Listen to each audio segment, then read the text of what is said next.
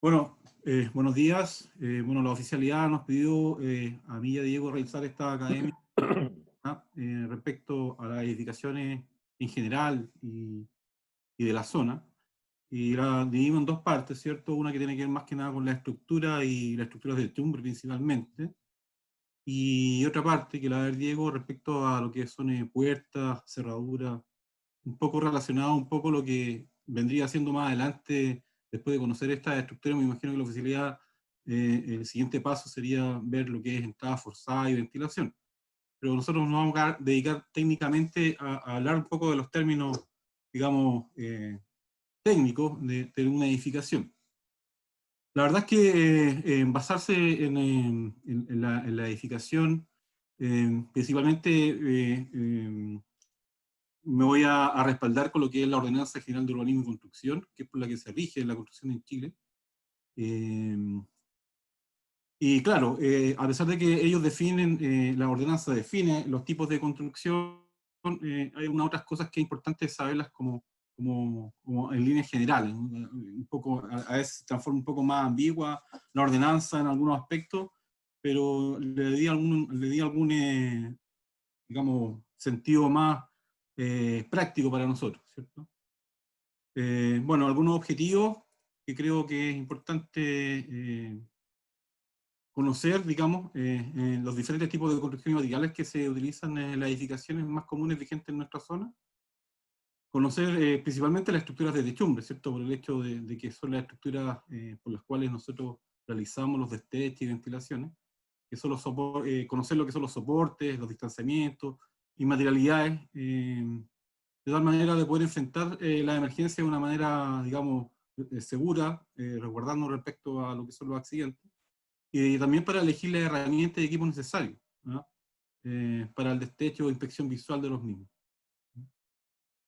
Eh, por último, también estar en pleno conocimiento de todos estos distintos nombres que se le da a las distintas partes de una edificación, y específicamente las techumbres, para que en el caso, cuando uno dé alguna instrucción, esta sea súper clara y precisa para que el bombero se dirija al lugar exacto al cual fue, digamos, enviado, ¿cierto? Un poco esa es la idea de que conozcan cada uno de estos elementos de la edificación. Eh, También, bueno, quiero mencionarles previamente que, bueno, ustedes saben que yo me dedico a la construcción, llevo más de 20 años en esto, pero en el mercado existen una montonera de materiales y formas de trabajar distintas, por lo cual la experiencia incluso de ustedes podría aportar en el sentido de que pueden haber muchos más materiales de los que yo conozco. Pero lo que quise abarcar acá son los materiales más comunes con los cuales nos podemos encontrar en la zona. Dicho eso, como preámbulo, paso a definir algunas clasificaciones de viviendas que la misma ordenanza nombra, que tienen que ver con la configuración, o por el uso, o por materialidad. Por configuración hay una serie acá de definiciones, ¿cierto? Que me gustaría, más que nombrarlas como lo dice acá la ordenanza, ir al siguiente, digamos, sentido más gráfico, y que tiene que ver con esto, ¿cierto? Que es la edificación aislada, que se nombra ahí en rojo, y como lo hemos visto en academias previas, ¿cierto? Es una edificación que tiene, si la vemos desde el punto de vista adelante, ¿cierto? Tenemos la fachada alfa, bravo, charlie y delta a la vista, ¿cierto? La edificación es pareada, que solamente vamos a tener las fachadas alfa, charlie y delta a la vista, y las que son continuas, ¿no? Que solamente vamos a tener a la vista las fachadas alfa y charlie. Y lo que son las edificaciones colectivas, que tienen que ver con los condominios y edificios, que ya ahí entran a ser un aglomerado de viviendas, ¿cierto? Eh, Ejemplos de la zona, ¿cierto? En casa aislada, vamos a tomar mucho en Jardín del Mar, ¿cierto? Reñaca, con este tipo de vivienda. Las continuas, que hay muchas en el sector más antiguo de Viña del Mar, también en Gómez Carreño hay de este tipo de casas que son colectivas también, porque son tipo condominio o separadas, pero los que son unidas por una misma muralla. Las pareadas, las pareadas tienen la particularidad que si no está pintada esa casa, por ejemplo, ahí en blanco y azul, fácilmente podríamos confundirnos en que es una sola casa, pero son dos que están pareadas y comparten una misma muralla. Y lo que son los colectivos, ¿cierto? Que son edificios de 4 o 5 pisos, pero de una gran extensión. Es decir, que dentro de ese terreno podrían haber 10 torres, 15 torres del mismo tipo. Es como son los, más o menos lo típico con lo que nos vamos a encontrar en la zona. Más obviamente todo tiene que ver con la edificación en altura, ¿cierto? Que es digamos, materia ya, yo creo que, digamos, aparte también como para estudiarla, ¿no? Y en este caso no fui tan al detalle de lo que son los edificios. Quiero aquí también hacer un hincapié aparte, incluso esta diapositiva, incluso creo que no la incluí en las que le mandé al teniente, porque me pareció bueno mencionarlo, porque todo lo que vimos anteriormente venía siendo muy teórico, pero en la práctica nos vamos a topar con muchas ampliaciones que transforman casas que eran aisladas en pareadas, en continua, y que, digamos, va a ser la realidad. En el fondo, la ordenanza también define cómo deben ampliarse las casas en cuanto a distanciamiento, adosamiento, rasantes, que lo nombra esta pequeña figura, pero que en la realidad funciona, digamos, a un libre albedrío en este sentido, ¿no? No hay regularización al respecto, a pesar de que hubo una ley, la ley del mono, que se llamó, que la gente regularizó sus casas ampliadas, pero que nos va a sorprender nosotros en la emergencia, digamos, este tipo de cosas, ¿no? Por ejemplo, aquí hay algunos ejemplos, que casas que inicialmente podrían haber sido aisladas se transforman en pareadas, y no sabemos si el muro que las divide es o no cortafuegos. Realmente, prácticamente nunca lo son, y eso hay que tener ojo. Otra casa que inicialmente era aislada y termina siendo pareada a ambas partes. Y bueno, en internet, cuando estuve haciendo estas charlas, me sorprendí al ver este tipo de ampliaciones, que creí que eran en forma aislada, pero después me di cuenta que es bastante común encontrarse con este tipo de ampliaciones, que obviamente están completamente fuera de norma y digamos, transgrede toda, digamos, norma. Bueno, también quise clasificar los tipos de edificaciones por uso, ¿cierto? Por uso tenemos casas, digamos, del tipo habitacional, eh, el tipo oficina, que incluso esta oficina de acá de la zona, ¿cierto? Hay muchos de estos edificios y que aparte tienen locales comerciales en la parte inferior, que es la placa comercial, que se llama. Bueno, tenemos del ámbito hotelero, ámbito comercial, colegios, hospitales y de culto, donde se aglomeran distintas cantidades de personas, y cada uno de ellos, de acuerdo a la ordenanza, de acuerdo a usos que tienen los edificios, deben cumplir ciertas normas distintas unos de otros. Y bueno, existe una tercera clasificación que tiene que ver más que nada con la materialidad, que también lo nombra la ordenanza aquí, que no quiero mencionarlas una por una, y quiero ir más que nada a ejemplos prácticos, como lo son las clases A, que son las estructuras de acero, las clases B, que son las estructuras completamente de hormigón armado, la C, que son las de albañilería de ladrillo, la D, que son las de albañilería de bloques o de piedra, la E, que son las estructuras de madera, la F, que son de adobe, la G, que son estructuras metálicas y más conocidas hoy día con la denominación comercial que es Metalcom, las H, que son prefabricados de madera, y las I, que son placas o paneles de poliestireno expandido, y que estas van después rellenas con hormigón y estucadas, y que a simple vista después parecieran, digamos, de hormigón armado, pero tienen esta ventaja, digamos, térmica, que la hace diferente estructura. Bueno, en la zona, ¿cierto? Nos vamos a encontrar con algunos tipos de estas casas, ¿cierto? Las de clases B, de hormigón armado, ¿cierto? De los 2 pisos de hormigón armado, sector de Concón, hay muchas de estas. Casas de albañería, a ambos pisos. Las casas de tabiquería, digamos, de Metalcom, que es la G, la E, que son las de madera. En el sector de Reñaca hay bastante de estas. Y después empiezan a haber muchas mezclas, ¿cierto?, de tipos de casas, donde podemos ver casas de primer piso que podría ser de piedra, y el segundo piso liviano, y este piso liviano podría ser de una estructura de Metalcom, ¿cierto? Con revestimiento de bastante, digamos, gama de materiales. Yo aquí he puesto algunos ejemplos más típicos que tienen que ver con el siding de fibrocemento, que antiguamente se llamaba asbesto, ¿cierto? Pero que fue eliminado porque produce cáncer. También nos podríamos encontrar con siding de este tipo PVC, ¿no? Y que puede estar en toda la casa, como esta casa que vemos acá, que seguramente tiene una estructura o de metalcom o de madera, y que está revestida con este PVC. Entonces, como un poco mencionaba al principio, la gama de materiales es amplia. Por lo tanto, en nuestro caso, que nos enfrentamos a emergencias de este tipo, en realidad la construcción es una cajita de Pandora donde nos podemos encontrar con casas bien construidas, digamos, con materiales resistentes, como también nos podemos encontrar con casas de edificación precarias. Otros sistemas que se han mencionado, olvidado mencionarles también, que tienen que ver con este panel SIP, que se llama, ¿cierto? Que son casas que revestidas con este material SIP, que son dos planchas de OSB, que un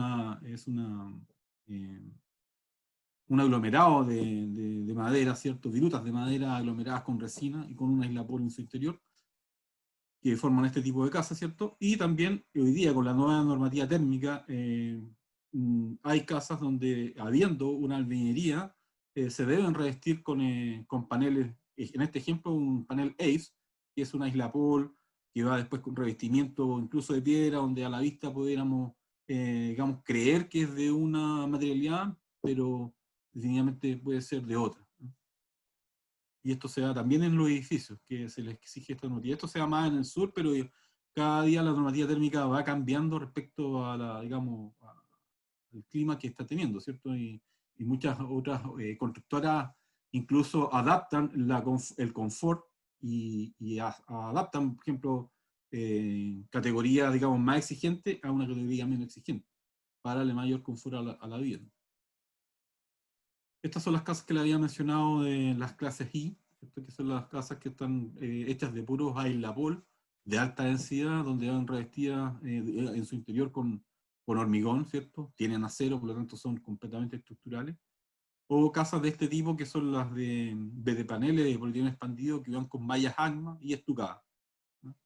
Y que también a la simple vista uno podría pensar que son de hormigón, pero tienen esta otra estructura que cumple, digamos, con las ordenanzas. Y un poco para ir avanzando y llegando a lo que es el término de techo, ¿cierto? Mencionarle acá la definición que hace la ordenanza respecto a la estructura de techumbre.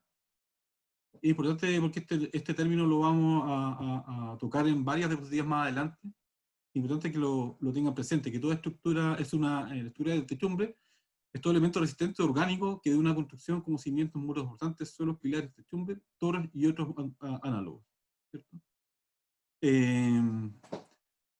Partiendo por la estructura, ¿cierto? En una vivienda tenemos lo que son las fundaciones, que son las partes que, digamos, que soportan la mayor parte digamos, de las cargas de las edificaciones y trabajan a compresión, ¿cierto? Transmiten cargas al suelo. Después tenemos los muros y pilares, ¿cierto? Que por sus diferentes esbeltez se pueden diferenciar de pilares y muros.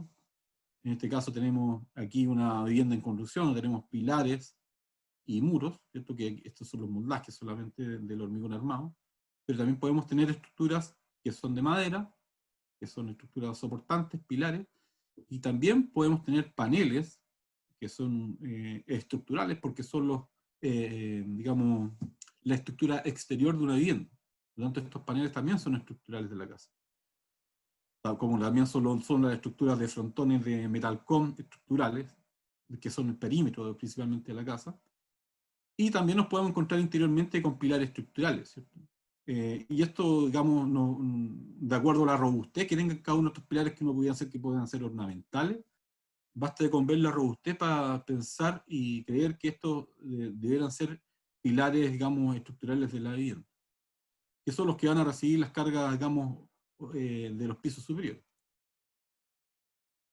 Las vigas, ¿cierto? Que son elementos horizontales, que principalmente son los que ayudan a soportar, digamos, la estructura de las cargas, digamos, de los pisos superiores, y que trabajan a la flexotracción, lo mismo como trabaja un puente. Después tenemos las losas, que son de grandes extensiones, ¿cierto? Donde pueden haber losas de hormigón armado, ¿cierto? Como también pueden haber envigados de madera, que también cumplen la misma función, es decir,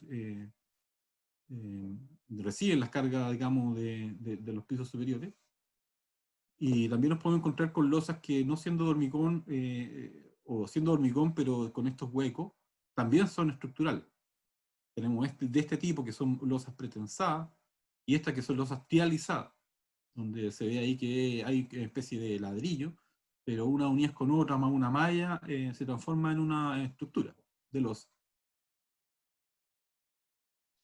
Bueno, un poco llegando a lo que son las techumbres, ¿cierto? Eh, Tengo dos definiciones para las techumbres. Una podría ser por las formas que tiene cada una de ellas y otras por la materialidad, ¿ya?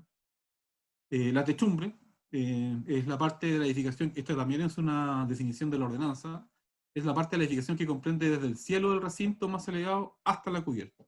Este tema también lo vamos a ver un poquito más adelante, que nos ayuda a clarificar sobre todo nuestro tema de ventilación. Por forma, bueno, hay muchos tipos de formas de techo, ¿cierto? Los más comunes son las cubiertas a dos aguas y a un agua, ¿cierto? Eso de que se dice de la media agua, la media agua, no existen las media aguas, existe una agua o dos aguas. Y después empiezan a haber, bueno, mayor cantidad de agua, ¿cierto? Esta vivienda que tiene ya cuatro aguas. ¿Mm? Existen de este tipo de cubiertas que no se usan mucho en este sector porque acumulan mucha agua al interior y es más difícil sacarla, ¿cierto? La cubierta, el gran objetivo de una cubierta es sacar lo más rápidamente posible el agua de su, digamos, superficie. Por lo tanto, a mayor pendiente y mayor cantidad de agua, voy a eliminar mucho más rápido el agua, ¿ya? Existen algunas cubiertas, ¿cierto?, que también nos podemos encontrar con tipo mansarda, ¿cierto? Que son las más comunes. La plana, que tampoco es plana, porque toda cubierta debe tener al menos una pendiente mínima para evacuar las aguas. Esto se da mucho en lo que son las casas de tipo mediterráneo, que la vamos a ver un poquito más adelante. Aquí algunos ejemplos, ¿cierto? Las cubiertas a dos aguas, con esta vivienda, cubierta que se llama holandesa, pero que también tiene la mansarda, en fondo es un techo habitable, ¿no? La cubierta aguayardada, que en fondo es una cubierta que tiene la denominada, digamos, mansarda, también habitable. Las cubiertas tipo mariposa, la cubierta plana que había hablado anteriormente, que plana no es, pero que a simple vista desde afuera pareciera plana, por su aspecto, pero interiormente debe tener una pendiente. Y bueno, cubiertas también a cuatro aguas y cubiertas después múltiples, donde tenemos un sinnúmero de pendientes y cubiertas dentro de la techumbre, que es lo más habitual que nos podemos encontrar en nuestra zona. Ahora, partiendo desde lo más alto de la cubierta, ¿cierto? Algunos nombres comunes para una cubierta mucho más simple como esta, es mencionar que esta es la cumbrera y estas son las limatesas. Limatesas. En una estructura un poquito más, digamos, varía un poquito más, ¿cierto? Tenemos los mismos faldones, ¿cierto? Las limatesas, y aquí hay una diferencia respecto a las limatesas, esta línea de acá, que es la lima olla. Yo, digamos, aprendí que la lima olla es la que recibe las aguas, ¿cierto? Este faldón y este faldón recibe esta agua y bota agua por acá, por lo tanto, esto se llama lima olla. Las limatesas, a pesar de que es una línea que divide dos aguas, no conduce agua. O conduce el agua para acá o conduce el agua para allá. Pero no cae agua por la limatesa. Caen las aguas por las lima olla. Otro aspecto que debemos conocer son los aleros, que en fondo en este corte donde no se ve muy bien los nombres, pero quise hacer un corte de una casa. Tenemos la cubierta, ¿cierto? Donde más adelante vamos a ir abriendo un poquito más lo que es la cubierta, pero tenemos la cubierta, ¿cierto? El alero, el cielo falso, o puede ser cielo sólido, las vigas, ¿cierto? Aquí tenemos una ventana, este es un alféizar, es un antepecho, las fundaciones y el radier o losa. de fundación. Otros aspectos también tenemos, lo habíamos mencionado, que aparecen en unas viviendas, ¿cierto? Son las famosas y trampas que a veces nos podemos encontrar, que son las claraboyas, ¿no? Que son ventanas en la misma pendiente, o a veces ni siquiera una ventana, sino que es una cubierta de distintos, digamos, que pueden ser translúcidas. Y lo que son también digamos, nosotros la llamamos mansarda. Este dibujo aquí dice lucarna, pero nosotros llamamos a esto mansarda. Bueno, tenemos los faldones, el frontón, que es una cubierta distinta a esta, porque esta tiene faldón y esta no tiene faldón, sino que la cubierta llega hasta el extremo de la fachada y esta fachada se denomina frontón. Ahora empezamos a abrir un poquito más la cubierta, ¿cierto? Y empezamos a ver algunos aspectos al interior de ella. Bueno, esto en particular es una cubierta de teja asfáltica, donde la particularidad que nos podemos encontrar aquí como bomberos, que la tranquilidad que nos puede dar, es que siempre habiendo una cubierta de teja asfáltica, vamos a encontrar como soporte una placa USB. No existe otra manera de poner la teja. Tiene que haber una plataforma, digamos, de base. Distinto como otras cubiertas que vamos a ver más adelante, donde incluso con el puro esqueleto se instala la cubierta. Bueno, este tipo de cubierta debe tener más que un aislante, se llama un papel fieltro o papel Tide, que se llama, que son los que evitan la condensación. Ustedes saben que con los gradientes térmicos del día y la noche, independiente que no llueva, siempre hay un rocío, y ese rocío, digamos, para que no pase a dañar las planchas e incluso pueda llegar al entretecho, se utiliza este papel. Esa es la función que cumple ese papel. Bueno, y después más abajo tenemos, ¿cierto?, ya las cerchas, que son las estructuras que soportan estas cubiertas, y las costaneras, ¿cierto?, que son estas de menor dimensión, y estas que son las cerchas, ¿cierto? Las cerchas por lo general van a 1 metro, y las costaneras, dependiendo del peso que tenga la cubierta, van más seguidas unas de otras, ¿ya? Bueno, seguramente más adelante cuando veamos lo que son los desteches, vamos a ver por dónde debemos transitar nosotros, y más adelante voy a dar algunas técnicas, digamos, de conocimiento de los mismos materiales para saber por dónde debemos caminar, ¿cierto? Bueno, aquí vuelvo a mencionar el tema de la definición de techumbre, que forma parte, comprende desde el cielo del recinto, es decir, desde esta parte la cubierta, hasta la parte superior. O sea, en la techumbre conforma el cielo falso y la cubierta. ¿Esto por qué lo digo? Porque en algunos casos, como este, en el caso de una ventilación, sí podemos romper el cielo falso, que es una volcanita, y llegar acá a la placa, que es la que soporta la cubierta. Este es el esqueleto del cielo. Por lo tanto, se puede hacer una buena ventilación. Tener cuidado también con algunos cielos. Aquí les quiero mencionar algunos cielos que no resisten ningún peso de nada. Estos son los cielos americanos, como este tipo. Bueno, aquí puse acá el tema del cielo del aeropuerto, que es un cielo falso que no se puede ni caminar por ellos, porque son mínimas las dimensiones que tienen estos perfiles. Y bueno, mencionar también que existen cielos rasos de hormigón armado, por los cuales, digamos, habiendo una cubierta en la parte superior de esta estructura, es imposible realizar una ventilación, digamos, de tipo forzada, ¿sí? Bueno, aquí nuevamente les menciono el corte y les muestro estas dos fechas, que en el caso de haber un cielo falso, efectivamente se puede hacer una buena ventilación abriendo la cubierta y abriendo el cielo. ¿Cómo podríamos encontrarnos que cuando este cielo sea de hormigón y podamos realizar por esta parte, digamos, la ventilación? Tal vez si vamos y buscamos alguna escala, un ducto de escala, un ducto de chaff, probablemente sí podamos hacer una ventilación por esos sectores, pero donde nosotros creemos y que queremos, a veces no siempre vamos a poder hacerlo. Felipe, Sí. en la slide anterior, el cielo hormigón, la verdad que no he visto nunca ese tipo de cielo yo. Sí. Dice que no se puede hacer ventilación porque es muy grueso, tiene fierro esa cuestión, o No, se lo puede claro, esto es una losa estructural de 10 centímetros de espesor, donde más que llegar un hacha tendrías que llegar un demoledor. Ah, pero se da más los edificios, algo así.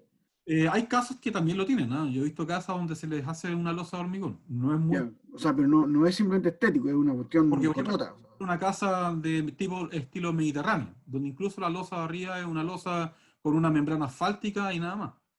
Ya. que lo vamos a ver más adelante también ese ejemplo. Que en fondo un poco los detalles constructivos que quiero mencionarles, que como dije al principio, podemos ver algunos tipos de material acá, pero no creo que abarque la totalidad de materiales en el mercado. Vuelvo a mencionar el tema de la teja asfáltica, ¿cierto? Que es en base a asfalto y brea, por lo tanto es combustible. De hecho, muchas veces en incendios forestales llegan pavesas a esto y se prenden.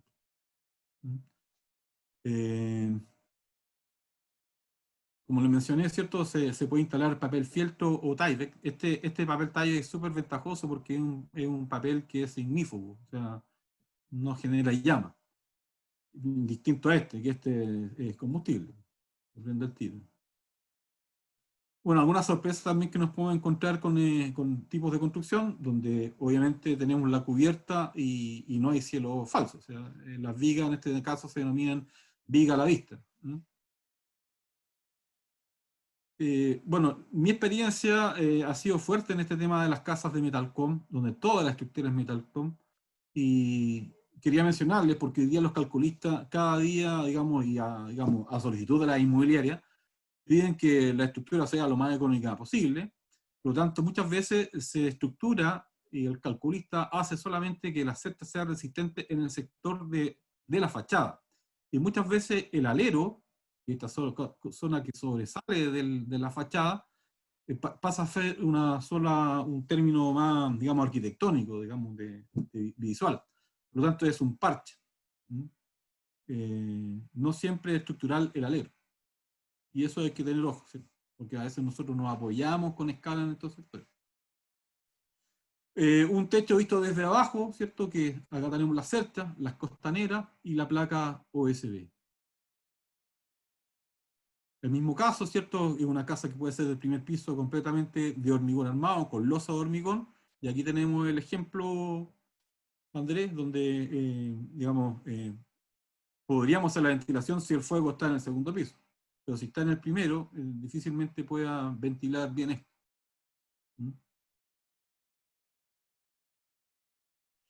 Bueno, una papita que en fondo es bueno que la sepan, es que la mayoría de los materiales tienen estas dimensiones. Las placas 2SD y las placas terciadas, que son las que soportan este tipo de cubiertas de asfalto, siempre van a medir entre 1,22 m y 2,44 m, ¿ya? Yo no digo que vayan a subir al techo con una wincha, ni mucho menos, pero siempre estas van a estar estructuradas en múltiplos de 60, como esto, ¿cierto? Media plancha o plancha entera, y siempre hacer 60-60 donde van a ir los soportes.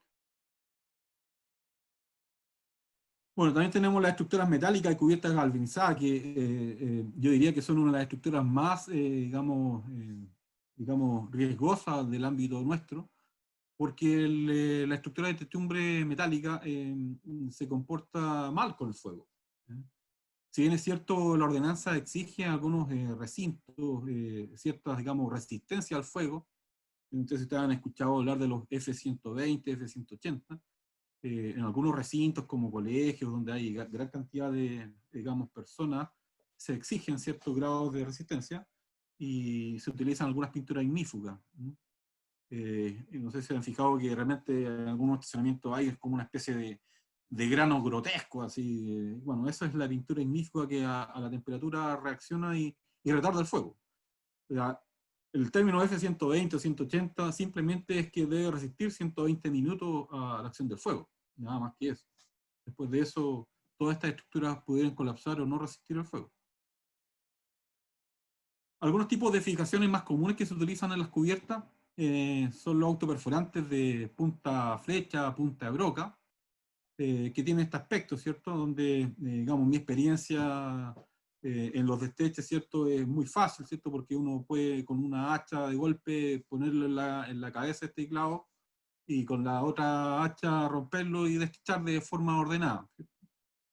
Pero también nos podemos encontrar con un perno J, que se utiliza más en las estructuras de techumbre metálica, donde difícilmente vamos a poder sacar este tornillo, porque este tornillo abarca desde la cubierta y pasa por debajo de esta costanera y llega hasta acá.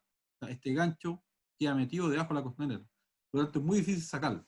Entonces, tal vez en una emergencia, viendo esto, hay que buscar otra metodología, más que seguir tratando de pegarle a cada uno de esos tornillos. Bueno, existe también lo que son las planchas de fibrocemento, que antiguamente se llamaban de asbesto, ¿cierto? O teja pizarreño, más vulgarmente conocida, donde también se utilizan este tipo de fijaciones. ¿Ya? Aquí también, aquí donde podemos ver el caso donde efectivamente se puede instalar esta cubierta sin tener una placa de base. Y en el sentido, este sentido es más riesgoso para nosotros. Existen diferentes tipos de pendientes para los techos y esto depende mucho de la zona geográfica donde se instalan. Incluso acá el mismo fabricante, ¿cierto?, de estas tejas dice de cómo debe instalarse. Dice, transitar sobre tablones ubicados en el sentido perpendicular a las costaneras. Estas son las costaneras, ¿cierto? Dice que para trabajar instalen tablones en este sentido. Bueno, es lo que nosotros hacemos con la escala. Nosotros con la escala también debemos utilizarla e instalarla en este sentido perpendicular a las costaneras.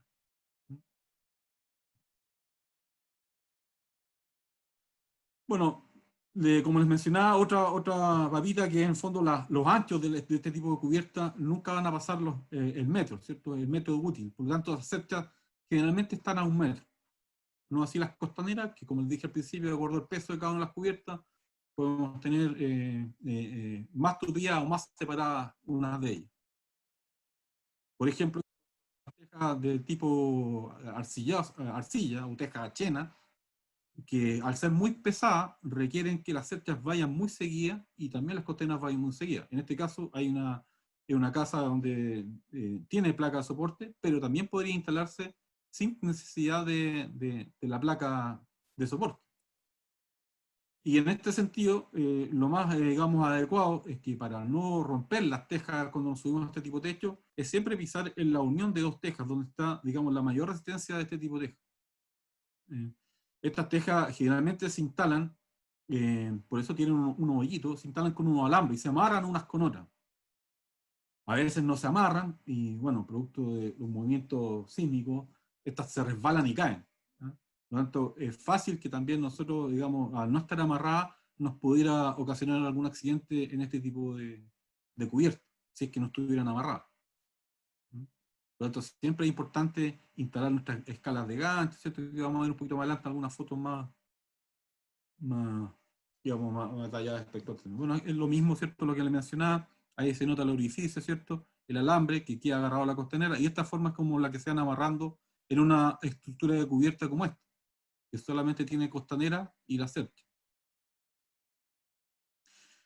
Otra cosa común que podemos enfrentar son cubiertas del tipo metálicas, que tienen el aspecto de una cubierta, digamos, de arcilla, que no lo es, ¿cierto? Y bueno, estas también se pueden instalar con pura costanera sin tener soporte. Otra papa, ¿cierto?, que les quiero dar en el sentido de que por dónde caminar, ¿cierto? ¿Dónde debo caminar? Se ve claramente aquí que esta es una unión de cubiertas, por lo tanto aquí es donde hay una cercha. Y este es el punto más seguro por donde caminar si es que no tengo una escala de apoyo puesta. Obviamente las escalas las puedo poner acá en este sector, ¿cierto?, atravesando las costaneras, pero este es el punto más seguro porque es por donde sé que hay una cercha. Y en el fondo donde hay más tornillos. Acá quiero mencionarles un pequeño video donde se muestra cómo es la instalación de este tipo de cubiertas, es bien cortito, pero que nos va a clarificar de qué forma podemos, digamos, desarmar también una cubierta de este tipo. A ver si me agarra el internet, entonces está medio lento. Ahí. Felipe, tenéis que poner compartir pantalla para que lo veamos, porque solo estás compartiendo el No estoy PowerPoint. compartiendo la... No, entonces deja de compartir arriba y, ¿Ya? comparte de nuevo, pero comparte pantalla para que, o sea, claro, comparte la pantalla completa, no solo el Ok. PowerPoint.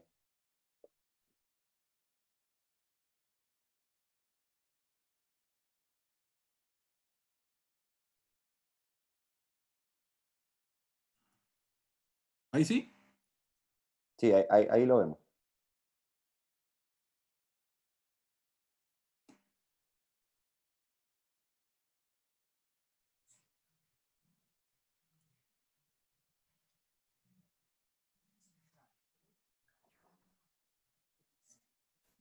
No escuchamos el audio, eso sí, así que si queréis comentarlo.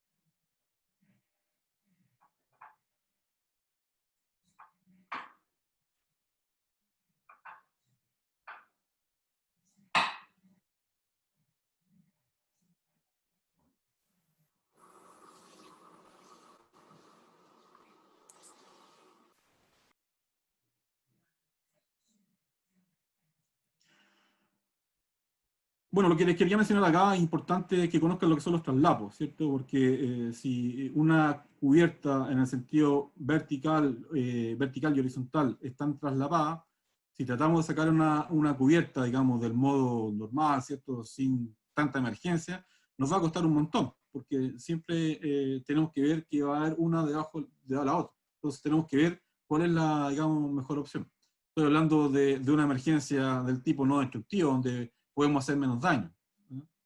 De eso me refería. Ahora dejo de compartir esto y vuelvo a la presentación, ¿cierto? Sí, sí. Felipe. Sí. Sí, lo que pasa es que con lo que el video que habías mostrado, precisamente lo que pasa cuando uno está en un incendio es que uno piensa que los pernos de una plancha son los que se ven en esa plancha, solamente. Y uno los saca, y al tratar de retirar la plancha, resulta que en la plancha de al lado, justo en el borde, hay más pernos. Y esos pernos son donde está el traslape de las dos planchas. Y entonces uno tira y no puede tirar porque está amarrada a la siguiente plancha. Eso es lo que se refiere. Eso es lo que me refería yo, para que hay que tener ojo. Eso ya lo vimos. Bueno, y aquí un poco algunos materiales que estuve revisando yo en internet y que he visto que se instalan. Yo no tengo la experiencia de ellos, pero son cubiertas que tienen el aspecto como la que vemos acá, ¿cierto? De teja, de asfáltica, pero que ya no tienen ni placa USB, ni incluso cerchas, ni costanera, sino que tienen una plancha de aislapol de alta densidad, donde interiormente se le ponen unos refuerzos.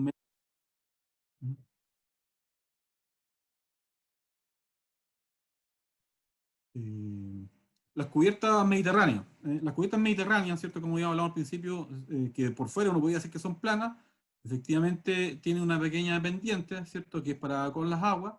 A estos sectores se les denomina antetechos, que es por donde también nosotros accedemos a ellos, ¿cierto? Y que, digamos, sirven para ocultar el techo.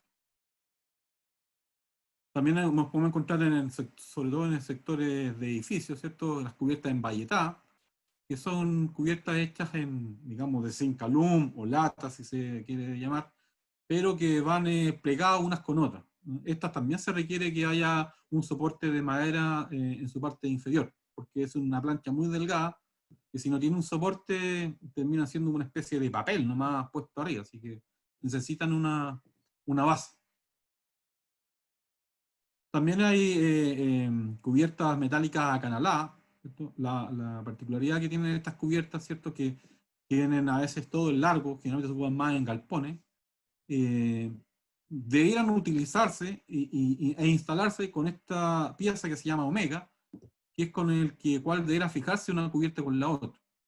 Si no está el omega, se instala el tornillo acá al lado. Esto es un poco un tema más constructivo que técnico bomberil, en el sentido que en este tipo de cubierta, generalmente las fijaciones debieran estar en los montes, porque cuando llueve, el agua corre ¿por dónde? Por los valles. Por lo tanto, yo en los valles donde no tengo que tener fijaciones, porque hay más probabilidad de que se me filtre. Si tengo fijaciones en los montes, tengo menos probabilidades que se me filtre. Ahora, en la práctica, lo más probable es que encontremos fijaciones tanto en los valles como en los montes. Bueno, en edificios también podemos encontrarnos con techos de este tipo, donde la cubierta sobresale, ¿cierto?, de la fachada y se transforman en aleros. Y tenemos otros, digamos, elementos que empiezan a aparecer también acá en este tipo de cubiertas, ¿cierto? Aparte de la cumbrera que vemos acá, tenemos los shafts de ventilación, que es por donde sube todo el tema de ventilación de los alcantarillados de los baños, ¿cierto? Tenemos las gateras, que es por donde se accede también a las cubiertas, los ductos de basura. Bueno, la misma cubierta que es la que tiene, esta tiene placa USB, hay que no lo tienen. También podemos encontrarnos con, como lo decía al principio Andrés, acá tenemos una losa de hormigón de cubierta, ¿ya? Con una membrana asfáltica. Esto, por ejemplo, es imposible de ventilar. Y también nos podemos encontrar con cubiertas planas, ¿cierto? Digamos, el techo plano como mediterráneo, pero en vez de losa, podemos encontrarnos con placa OSB también. Y revestida con membrana asfáltica. Por eso siempre es bueno inspeccionar, porque a la simple vista uno subiendo se puede decir, ah, no, aquí hay membrana asfáltica, hay hormigón debajo, no podemos hacer nada. Pero si uno le mete un poco, se puede dar cuenta que sí puede romper ahí el OSB y puede ventilar. Algunos otros elementos también que nos encontramos en las cubiertas son los bien conocidos muros cortafuegos, ¿no? Los muros cortafuegos son estructuras que deben soportar el paso del fuego entre una vivienda a otra. Y deben estar desde la parte inferior hasta por sobre la cubierta, al menos unos 50 centímetros. Aquí se ve el efecto de cómo funciona un cortafuego.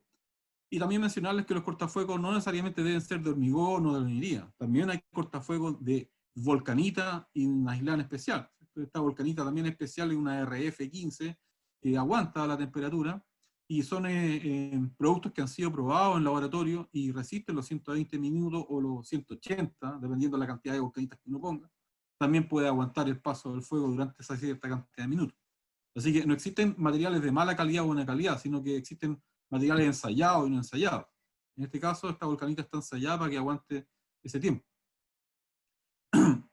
Bueno, también nos podemos encontrar con algunos cortafuegos de que pudieran estar o no de buen material o no. En este caso, podría ser un hormigón debajo de esta lata, como también podría ser un fibrocemento que no resiste nada y no va a aguantar el paso del fuego. No sabemos tampoco si llega hasta abajo o no llega hasta abajo del primer piso.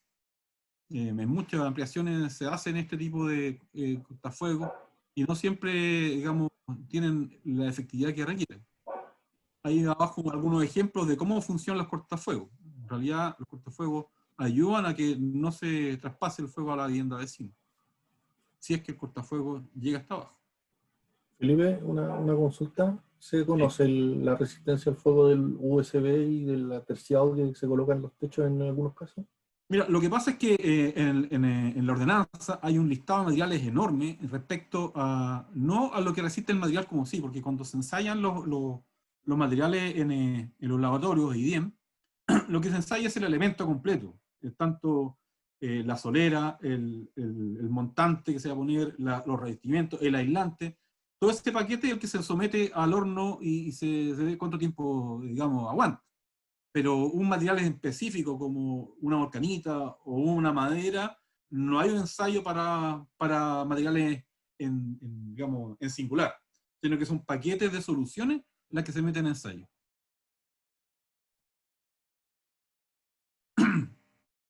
Bueno, aquí quiero mencionarles como ejemplo algunas estructuras que no solamente por efecto del fuego, seguramente es por efecto del tiempo y la mala mantención, lo que pasa con este tipo de estructuras.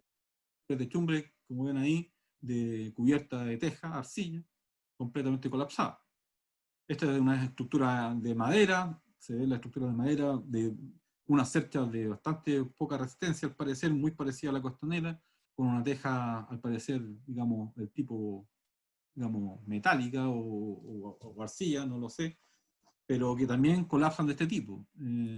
Galpones, un galpón que falló, digamos, por un granizo, y falló y se comportan de esa forma.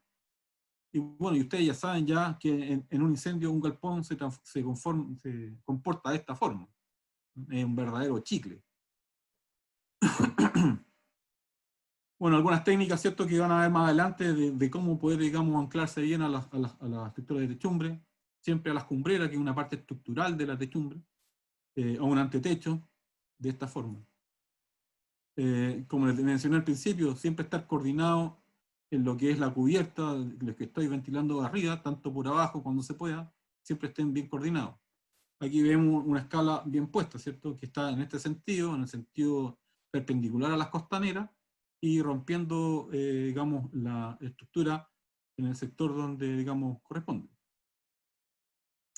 Quise hacer un bonus track acá respecto a la última emergencia que tuvimos en el hospital Gustavo Fricke, donde se mencionó el piso mecánico. También en la estructura de cubierta nos encontramos con estos pisos, que son los pisos que también lo definen la ordenanza, que están exclusivamente para, digamos, tener todo lo que son los equipos, ¿ah? Y están, digamos, diseñados para aguantar las inclemencias del tiempo, tanto del agua, la lluvia, el sol, y estos están a la intemperie. Nos podemos encontrar con pisos que están por sobre el nivel de la misma losa, o a veces están en la misma losa, pero también tienen soportes especiales que los resisten, ¿cierto? Aquí tenemos casos de equipos de refrigeración, ¿cierto?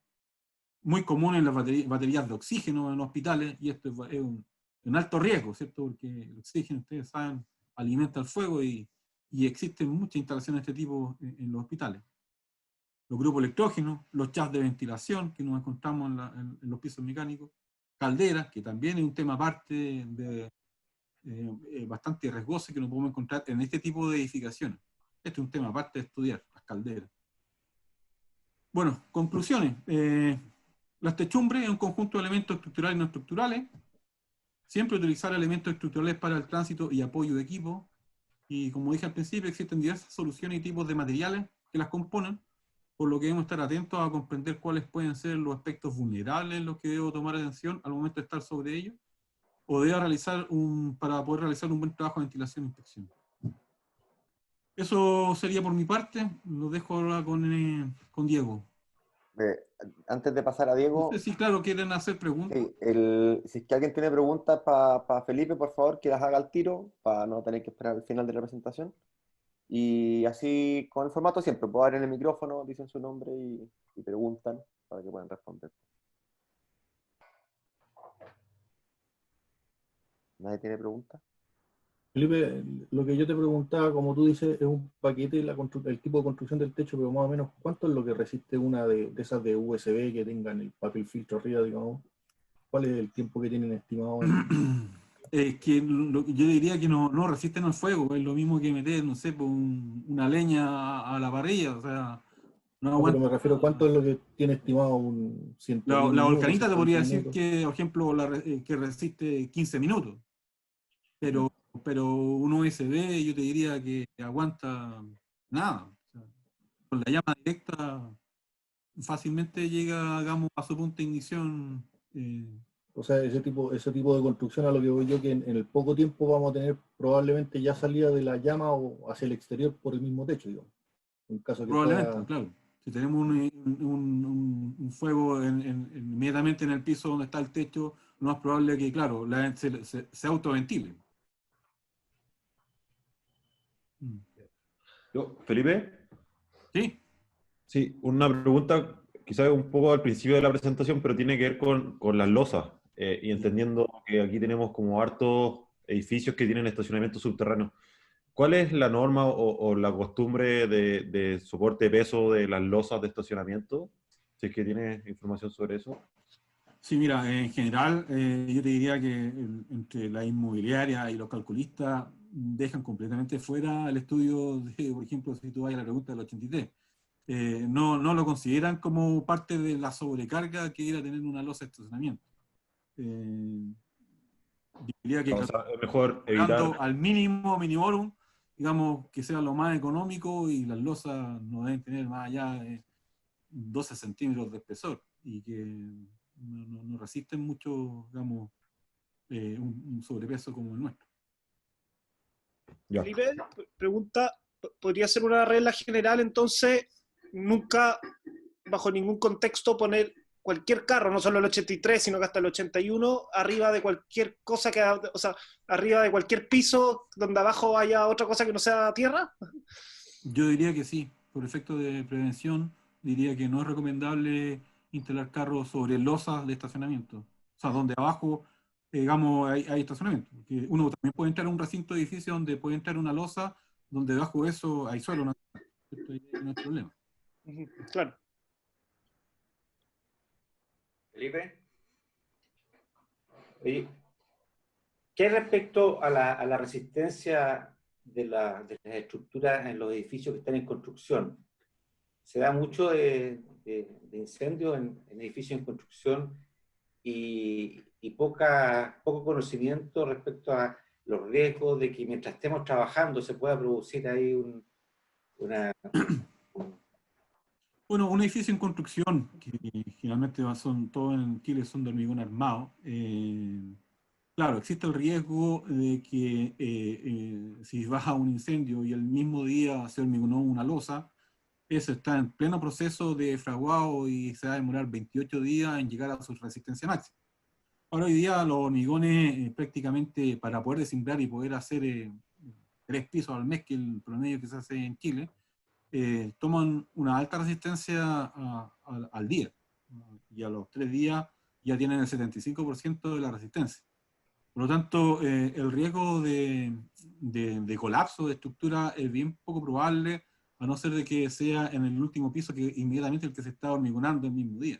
Porque todo lo que está para abajo o está alzaprimado, y por lo tanto aguanta la resistencia de sobrepeso.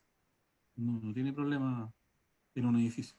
Yo diría que los riesgos más altos en un edificio en construcción tienen que ver con la alta carga de combustible, que pueden tener muchas veces moldaje y bodega y ese tipo de cosas. Yo diría que es más riesgoso que la misma estructura. La estructura no le veo, digamos, riesgo al mismo riesgo que tiene A un colapso. no. Gracias.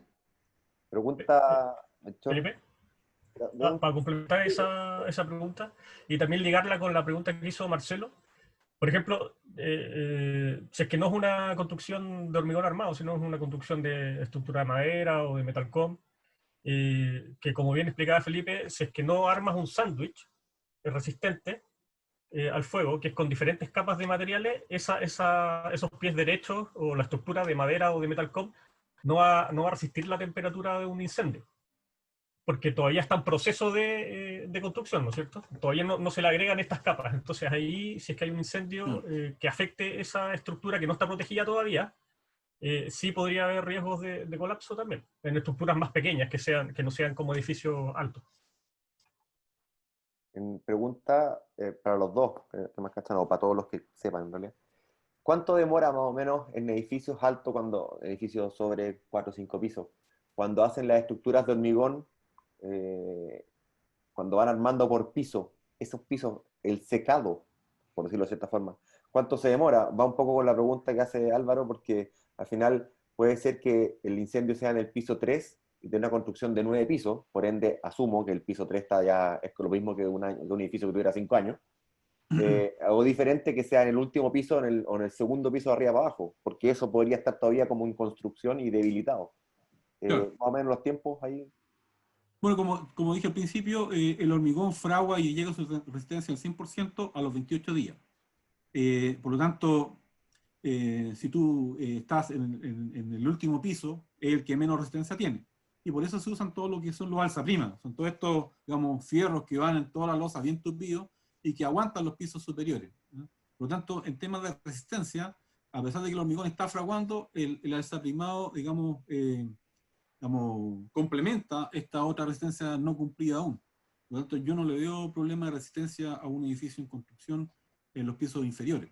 Solamente, digamos, creo importante, digamos, prevenir lo que son los pisos superiores, inmediatamente el que está hormigonando. Ese es el más riesgoso. Ya, gracias.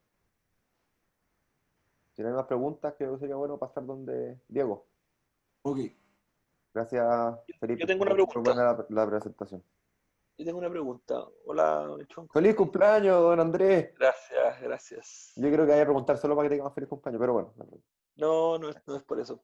Oye, ¿tú tenías algún dato de cuánto es lo que el hormigón ya fraguado, pasado todo el tiempo, resiste de exposición al fuego? Porque naturalmente Sí, hay una tendencia. está probado, sí, hay ensayos de eso, y si Diego me ayuda, yo creo que el hormigón armado, como paquete, está calculado para resistir 180 minutos, F180. Ahora, después de eso, el edificio no colapsa, sino que uno que queda inservible en caso de, digamos, de altas temperaturas. Es difícil reparar un hormigón dañado de ese tipo, pero no se cae la estructura. Pasa eso.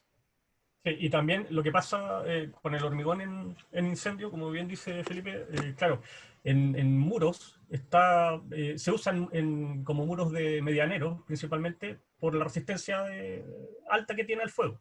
Pero eso es porque es un elemento vertical, ¿no es cierto? Y el fuego, la temperatura sube.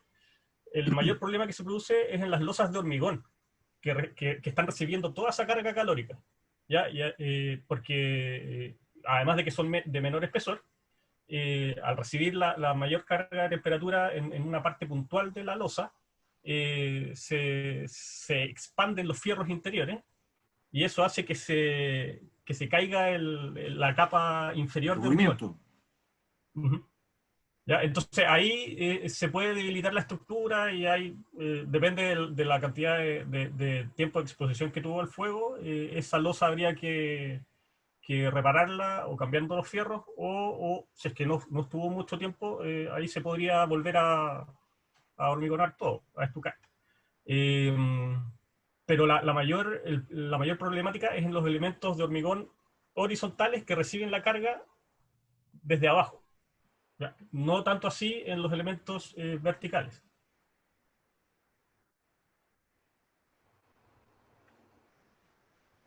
Claro, pero pensando, por ejemplo, en columnas donde estuvieron expuestas, no sé, pues, de un supermercado, que bueno, son de fierro, pero si hay columnas, en definitiva, que están resistiendo en el fondo la estructura, y esas están expuestas a mucho fuego por mucha temperatura, ya se pone inseguro el lugar de la forma que sea. En caso de un incendio es difícil que colapse eso, que se caigan. O sea, en el fondo quedan inservibles para, digamos, para el futuro. Es más probable que para reparar sea un costo muy alto y sea mucho más económico demoler y volver a hacerlo. Pero pues yo te diría que en el caso de un incendio, una columna de hormigón armado es difícil que colapse. No se llega a ese punto. Distinto es, como les mencioné al principio, la estructura metálica. Esas cuestiones se caen como chicles.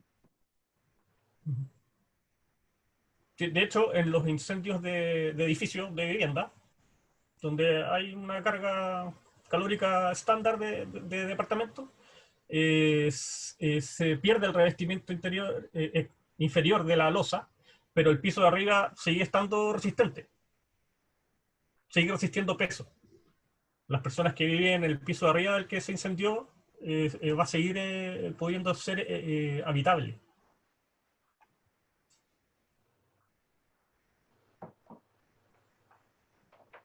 Ya, a ver. Abro la presentación, ¿no? Tenéis que abrir la presentación y poner compartir pantalla abajo del Zoom. Ya. Hey, Diego, si tiene algo de audio, también te da, al momento de compartir pantalla, te da la posibilidad de activar el audio. Por si acaso. Ah, ya, perfecto.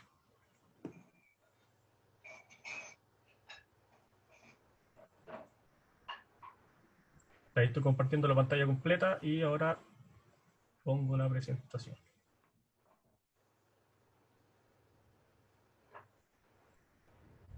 ¿Se ve? ¿Qué lámina?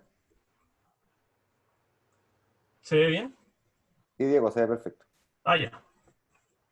Ya. Ahora pasamos a el curso de puertas para bomberos. De purtas. Tienes razón, me equivoqué, es que me faltó una letra. Lo doy todo al tiro, ¿ah? Para el mono que está de cumpleaños. Ya, acá lo que vamos a ver en realidad es cuáles son los tipos de puertas, principalmente, las más comunes en nuestro sector, y cómo se componen estas puertas, porque entendiendo cómo se componen las puertas y cómo son esas puertas, podemos también pensar en maneras de abrirlas, en el caso de que haya que hacer algún ingreso forzado. O también podemos conocer o entender cómo van a funcionar en el caso de un incendio. ¿Ya? También vamos a ver los tipos de cerradura y vamos a mostrar algunos videos de técnicas de entradas forzadas de puertas con Halligan y con hacha y otros elementos.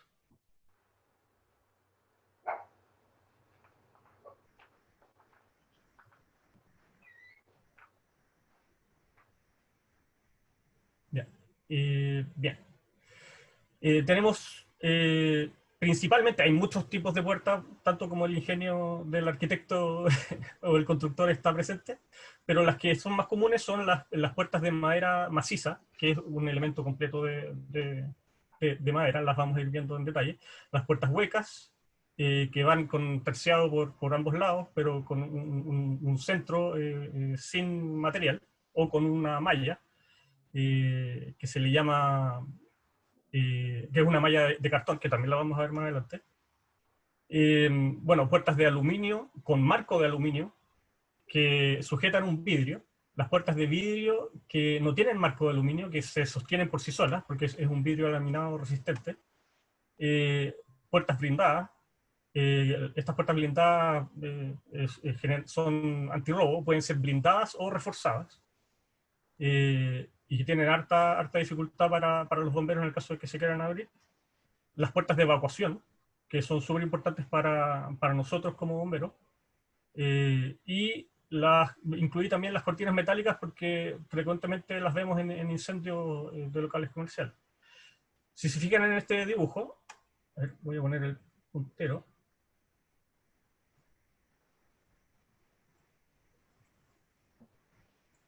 Se fijan en este dibujo, este es el denominador común de las puertas, ¿ya? La puerta se instala en un muro que tiene un vano.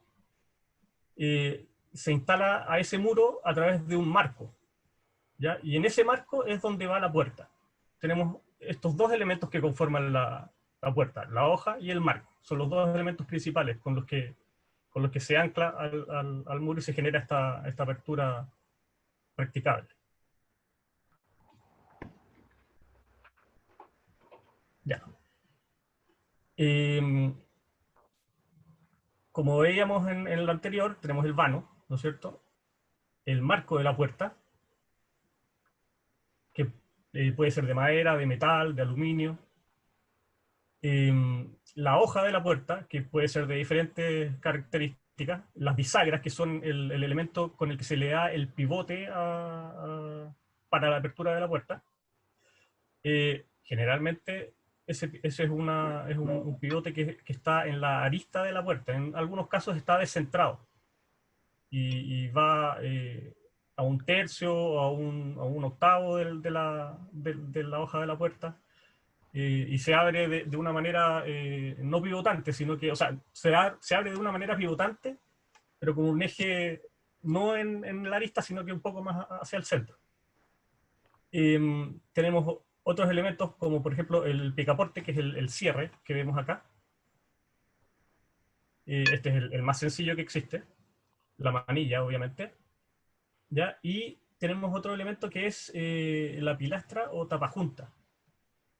Esta pilastra o tapajunta generalmente bordea la puerta, y la función es ocultar la separación o junta entre el marco y el muro, ¿ya? En algunos casos también podríamos trabajar aperturas de puertas a través de este espacio, de este pequeño espacio que hay acá, ¿ya? Si es que no podemos por la puerta, podríamos intentarlo perfectamente por esta unión entre el hormigón y el marco.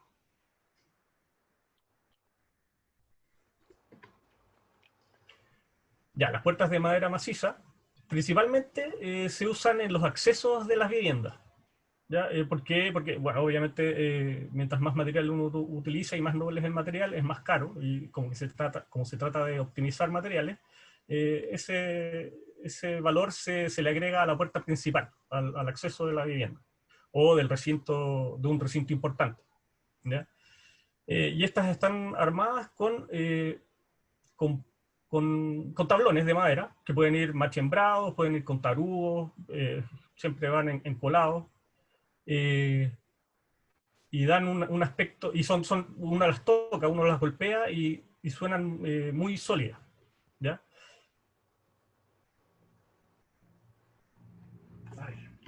Sí. Las puertas huecas, estas son las más comunes, y son súper económicas, ¿ya? Hay diferentes grados de puertas huecas, hay unas que valen 7.000 pesos en el home center y pueden ir ascendiendo en valores muchas veces más. Pero el denominador común es que están armadas con un marco de madera, ¿ya? Unos listones o largueros, con una pieza de refuerzo que es donde va la chapa, ¿no es cierto? Donde va esta chapa, ahí se incluye una pieza más de madera al listón, y la parte interior generalmente tiene un panal de abeja, se le llama panal de abeja, que es de cartón, ¿ya? Esto le da resistencia las placas que componen este sándwich. Y además otorga cierta resistencia al fuego también. Va a depender del testeo que se haga con cada puerta, porque tienen que certificarlo, cuánto va a resistir o no. Pero el hecho de que este panal de abeja esté dividiendo los espacios de aire, hace que la transferencia de temperatura dentro de la misma puerta sea mucho menor. Porque elimina la convección interior. Y ahí el aire es relativamente un buen aislante.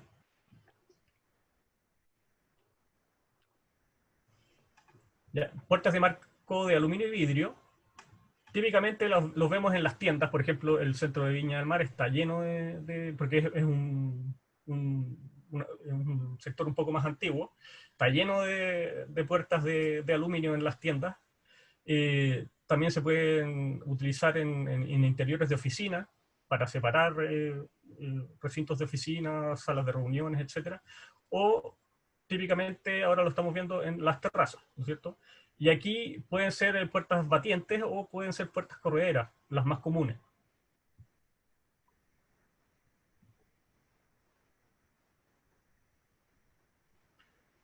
La puerta de vidrio laminado, estas son de un uso un poco más actual, pero generalmente esto se hace en accesos principales de edificios, ¿ya? Y están compuestas por una placa de vidrio que es laminado en por lo menos dos capas de vidrio unidos con un material translúcido que es como plástico, ¿ya? Y tiene elementos de quincallería que hacen el trabajo de las bisagras. En vez de tener las 3 bisagras en la arista, tenemos estas especies de bisagra, que podrían ser quicios o no, en la parte superior y la parte inferior, ¿ya? Entonces el diseño ahí arquitectónico se ve súper limpio. Se eliminan esas bisagras y ese marco con este tipo de material. ¿Ya? El quicio, hay de diferentes tipos de quicio, pero los dos principales son los que van enterrados o semi ocultos en la losa, y los que van ahí mismo que van solamente en la parte superior o sea, en la parte superior y la parte inferior del mismo paño de vidrio. Diego, espera un poquito. Alguien tiene el micrófono prendido y se escucha como una mujer hablando. Entraba y salía gente Solari. todo el rato de mi Solari. vida, entonces no pude estar como tranquila. De ahí lo silencié yo. Ya. Disculpa, Diego. No importa. Ya, puertas blindadas. Acá estas principalmente se usan también en accesos principales de vivienda, o en otros casos se pueden utilizar, por ejemplo, en los bancos, en las oficinas, en los recintos donde tienen carga importante monetaria que resguardar. Y no siempre se ve exteriormente que es una puerta blindada o reforzada, porque perfectamente pueden ir con un enchapado y parecer una puerta de madera común y corriente. Pero generalmente uno se da cuenta porque tienen chapas especiales, o llaves especiales, o tienen una clave de acceso junto a esta puerta, y más o menos entendiendo cómo funciona el tipo de recinto que es, tú puedes entender que esa puerta va a ser una puerta reforzada. Si vas a un banco y tienes que entrar a las oficinas del banco detrás de los cajeros, ahí va a estar este tipo de puertas, ¿ya? Y el problema que tiene para nosotros como bomberos es que tienen múltiples puntos de cerramientos, ¿ya? Entonces la apertura de estas puertas se va a hacer mucho más difícil, ¿ya? En algunos casos son solamente los cerramientos en una de las aristas, y en otros casos es en la arista común, y además arriba y abajo, y se ancla a la losa y se ancla al marco, a la parte superior. Y Diego, un comentario ahí que no deja de ser importante. En mi puerta de mi departamento es normal. Obviamente, como tú dijiste, son como las mejores versus las que están adentro. Ujú. Y es oscura, obviamente enchapado, no sé de qué material será. Y la de mi vecino, que es una persona bien preocupada de la seguridad, tiene la misma puerta, pero es de seguridad. Y la única forma de detectarla visualmente, no es por la chapa, no, es porque tiene un pequeño línea, que debe ser metal, negra, que hace de marco, pero por el interior de la puerta. Pero a simple vista, es prácticamente imposible saber si es de seguridad. Y esa puerta es imposible abrirla, como tú estás bien explicando. Entonces, nos podemos encontrar, y entiendo que se han puesto de moda en muchos edificios, por los robos en los edificios, puertas de seguridad domiciliarias, más que de sectores con dinero, cosas así. Y es súper complicado, porque te digo, yo veo mi puerta y veo la de él que está al frente, y son iguales. Entonces, prácticamente imposible definir que mi puerta se puede echar abajo con un par de golpes y la de él no se puede echar abajo. Sí. Probablemente la mayor pista es en el marco. En el marco, y también podría ser en las bisagras, si es que están a la vista las bisagras, aunque las puertas de departamento, la puerta principal de departamento se abre para adentro, entonces no se ven las bisagras, pero quizás el marco podría ser una manera de darse cuenta de si es que es una puerta reforzada o no, porque el marco tiene que ser de fierro, de acero. No sacan nada con tener una puerta reforzada si es que el marco es de madera y puedes romper fácilmente esa chapa.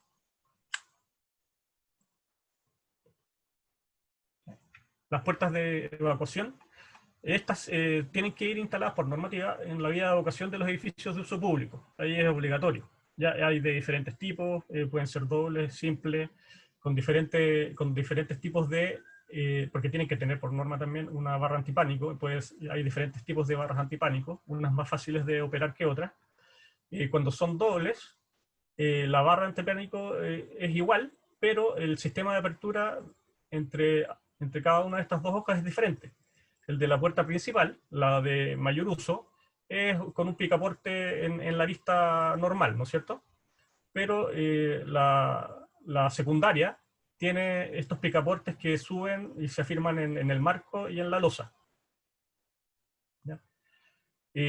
También hay técnicas para poder abrir estas desde afuera. Porque, claro, en las cajas de escala de los edificios de vivienda, donde están estas puertas de evacuación, por dentro tienen la barra antipánico y por fuera tienen una manilla, para que las personas puedan usar esa escalera de evacuación además como uso cotidiano. Pero si es que está en el exterior del edificio, obviamente, para que no le entren a robar, no va con una manilla. Es ciega, solamente permite la salida de personas, no permite el ingreso de personas. Entonces ahí ya hay que aplicar otras técnicas para abrirla. ¿Ya? Y otra característica importante es que si es que estas puertas están en la vía de evacuación, sabemos que por normativa tienen que tener una resistencia al fuego de 60 minutos, ¿ya? Para que nosotros estemos conscientes de la utilidad que tienen estos para los bomberos y para las personas que evacúan el edificio. Mantener estas puertas cerradas es trascendental para controlar también en algunos casos las ventilaciones del edificio. Las cortinas metálicas, estas también las vemos en muchos locales comerciales. Antes, estas eran mucho más comunes, las que son tipo reja. Diego, ¿Sí? Diego, ¿Sí? perdón, quizá faltó explicar un poco mejor eso de las puertas de las escaleras, porque es un tremendo recurso de evacuación, efectivamente, y entiendo que por especificación tienen que ser estancas, y de tal forma que en la construcción o la especificación de la construcción de edificios, si es que están cerrados, no tienen conexión con el exterior, tienen que cerrarse automáticamente, tiene una serie de requisitos, y para el efecto de la extinción de incendios, no sé si es que, o sea, yo creo que sí nos aporta, porque nos permite tener un canal de comunicación seguro y que no estaría afectado por el fuego, por el viento o por ventilación, pero en no menor el efecto que tienen las puertas de seguridad en las cajas de escala.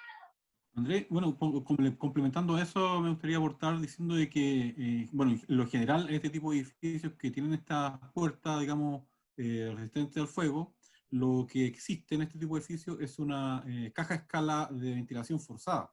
Es decir, que es por donde se produce la evacuación y por donde deben estar todas estas puertas completamente cerradas, cosa que, digamos, en el caso de incendio, se activa el sistema de ventilación y permite la evacuación. O sea, no van a llegar los humos a este sector. Ese es el objetivo final de esta zona. Y claro, lo que se hace comúnmente es que algunas administraciones de edificios utilizan esta vía de evacuación como un modo habitual de uso para las personas y las mantienen abiertas. Y generalmente, en el caso de una emergencia, se va a contaminar. Se va a contaminar de humo y los ventiladores de extracción forzada va a ser difícil que puedan, digamos, evacuar los humos y gases si estas puertas están abiertas. Entonces, por lo tanto, digamos, como conclusiones que deberán estar siempre cerrados estos recintos. Claro. Sí, de hecho, como bien dicen, hay edificios en los que se separa la escalera de uso. Justo se pusieron a taladrar, no sé, espero que no moleste el audio. En muchos edificios se está haciendo esta separación de escaleras de uso común y las escaleras de evacuación. Hay dos torres de escalera, dos cajas de escalera independientes, cosa de que la de evacuación sea utilizada solamente para evacuar personas y no para el tránsito diario, para que permanezcan las puertas cerradas como corresponde. Como bien dice el mono, todas estas puertas deberían tener un sistema de cierre automático, generalmente es un brazo hidráulico que se instala, tienen que estar bien señalizadas, con señalética, incluso en los edificios más nuevos, porque ha cambiado la normativa a lo largo de los años, tienen que tener una señalética iluminada en la cara interior para poder identificar cuál es la puerta de evacuación. Pero tienen también doble nos vamos sello. A encontrar... ¿Ah? Tienen doble sello también, tienen como un... No, Sí. no es de rasgo normal, tiene como una Z, no sé cómo decirlo, pero... Sí, sí, perfecto. A ver, déjame interpretar lo que me estás contando. El marco común y corriente es así, ¿no es cierto? Y aquí va la... Oye, me quedó horrible el dibujo, pero aquí va la hoja, ¿no es cierto? Este es el marco. Y esa es la hoja y acá se cierra. Pero en este caso, claro, podrían tener una forma así el marco. Y aquí va con una goma que ayuda a mejorar el sello. Y la hoja llega con esta manera. ¿Ya? Entonces acá, al tener más quiebres y además tener una goma que bordea todo el marco, produce que haya un mucho mejor sello y estanqueada para el humo. ¿Ya? A eso se refiere el mono. No sé si el dibujo... Exactamente, y es precisamente quedó muy claro, pero... Lo estoy explicando porque la metida del hacha o la cuña o el elemento que estáis intentando ocupar no es el mismo que se ocupa en la puerta normal. Por eso hago el comentario. Sí, sí, requiere más fuerza, probablemente requiera el trabajo de dos personas, vamos a verlo en un video un poco más adelante, lo que hay que hacer es hacer una perforación en esta parte y meter la Halligan y hacer una palanca con la Halligan, en ese sentido, cosa de que se baje esta manilla antipánico y ahí puedas abrir la puerta. ¿Ya?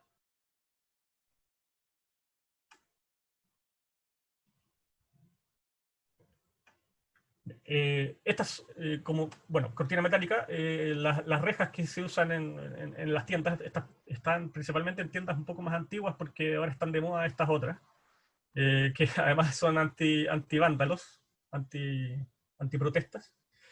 Pero el denominador común que tienen estas dos, esta de malla y esta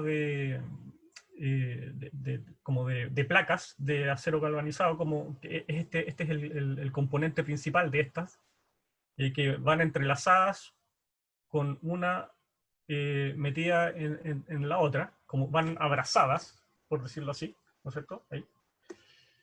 El denominador común es que generalmente van a tener una puerta de acceso. ¿Ya? Una puerta que tiene dimensiones reducidas, estas generalmente tienen 1,50 m, 1,60 m de alto, son bien incómodas para pasar,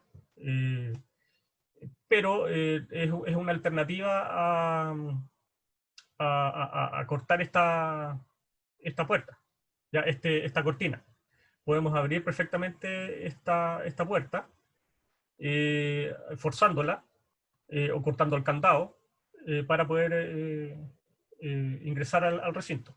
Y después con un poco más de tiempo podemos buscar si es que esta cortina metálica tiene algún sistema que la opere electrónicamente o alguna correa o cadena que nos permita subirla completamente, ¿ya? Otra alternativa es cortar estos perfiles que conforman esta cortina y retirarlos hacia un extremo, porque como van encajados, estos se montan así.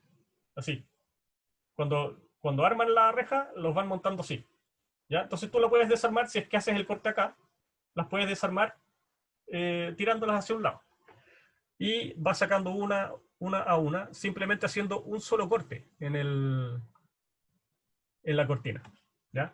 También tenemos la alternativa más clásica, que es hacer el corte triangular, ¿no es cierto?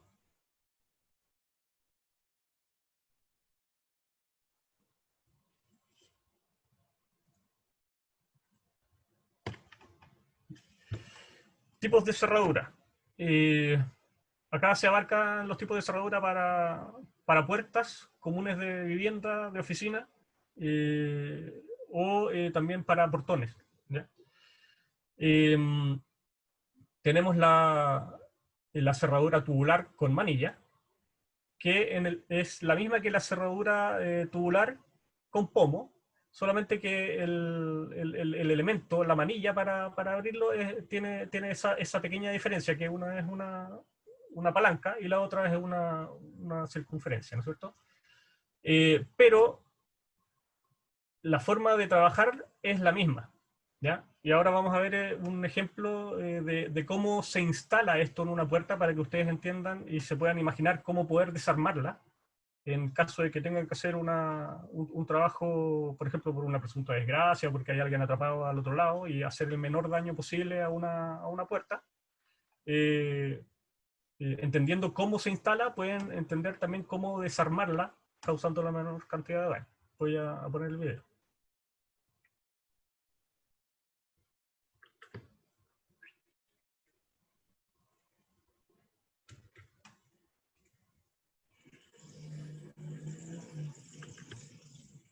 Ahí está.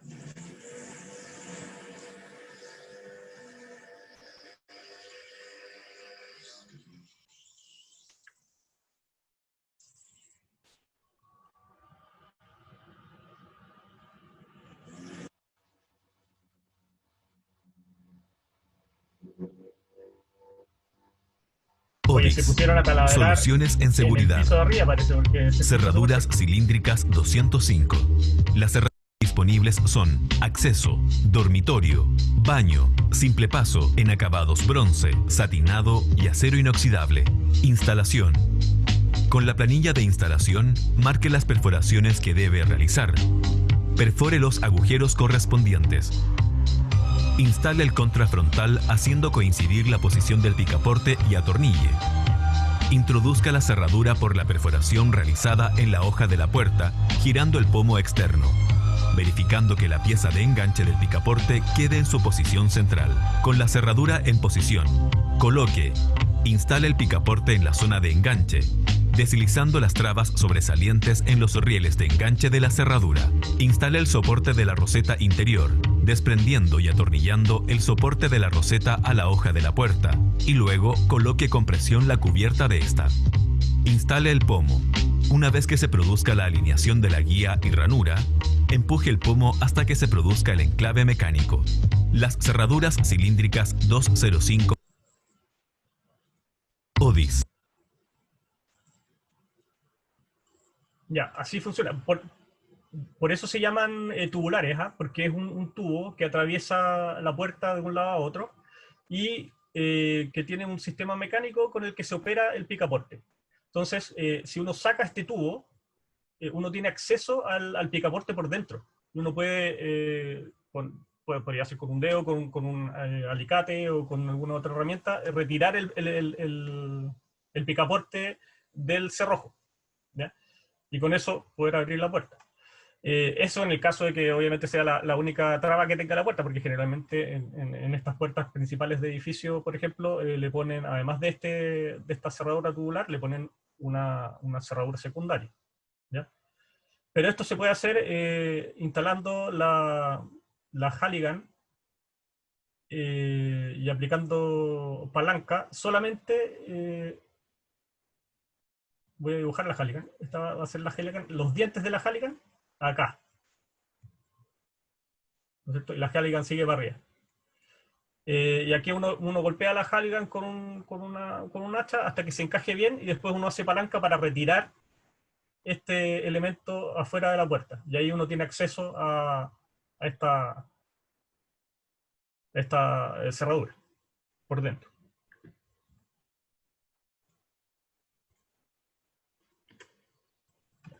Este es el tipo cerrojo auxiliar que yo les comentaba. Podríamos hacer exactamente lo mismo con este cerrojo, ¿ya? Que es muy fácil de abrir, de vulnerar, con fuerza, obviamente. No así este otro sistema, que es un cerrojo mucho más seguro, porque va embutido en la madera y es mucho más complicado poder retirar, poder esconder estos seguros, ¿ya? Este lo podemos retirar si es que tenemos acceso al centro, pero este no. Lo que sí podemos hacer es eliminar el cilindro, sacar el cilindro. También podemos hacer palancas con este cilindro o golpearlo hasta que sea el tornillo que lo afirma, que es el que va acá. Y que vuele este cilindro, que dicho sea a paso lo que hacen las personas que trabajan con los cerrajeros, es cuando te van a cambiar la chapa de la casa, no te cambian toda la chapa, te cambian solamente el cilindro, que es el que va con la llave, ¿ya? Y acá tiene un elemento que lo que hace es girar una o dos veces con una palanca y hace que esto entre y salga. Entonces también podríamos hacer, si es que tenemos más tiempo, y el objetivo es hacer la menor cantidad de daño posible, es a la fuerza retirar este cilindro y operar, hacer las veces de esta palanca para poder retrotraer ¿cómo se llama? Los cerrojos. Acá tenemos unas cerraduras de embutir que vienen con los dos sistemas, la palanca o el pomo, y además vienen con el sistema de seguridad incluido, ¿ya? Generalmente la que tiene llave es el cerrojo de seguridad y estos quedan de libre paso, ¿ya? Si es que no está puesta la llave, esto queda de libre paso y no tiene picaporte o llave por ningún lado. Entonces, liberando esta parte, se puede abrir la puerta. Cerraduras de sobreponer para corredera, una cerradura eléctrica que se usan para portones, y esta una de sobreponer de corredera mecánica, ¿ya?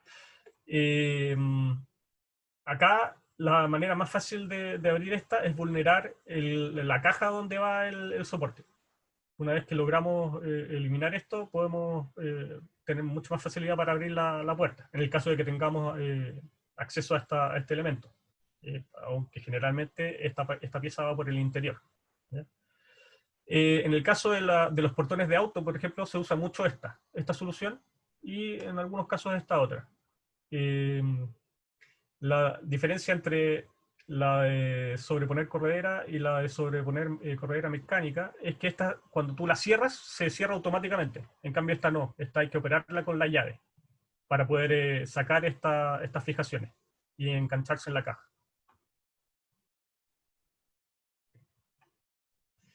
¿Ya? Y acá tenemos el más antiguo de los tipos de cerradura de puerto, que sería candado, que puede ser un candado simple o un candado con hombro, que nos hace la pega un poco más difícil.